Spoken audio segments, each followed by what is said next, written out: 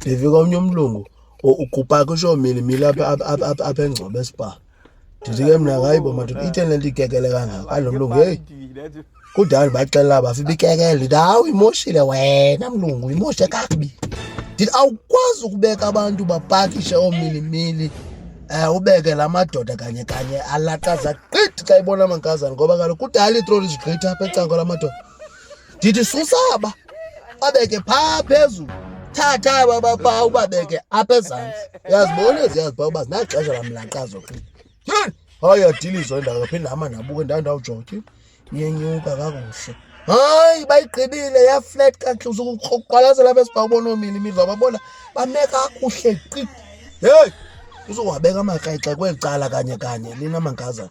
Ndoda ibeka nje umilimili beyi-1 ugqitha isiketi esinye.